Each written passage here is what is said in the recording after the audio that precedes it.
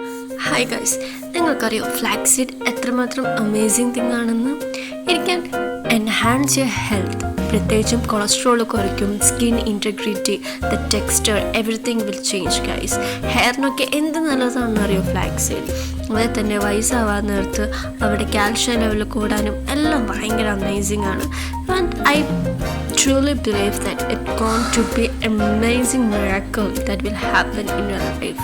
Just comment below if you experience any kind of change in your health after using this flaxseed. അതേപോലെ തന്നെ chia seed ഭയങ്കര amazing ആണ്. Flaxseed and chia seed combination will bring a massive change in your health.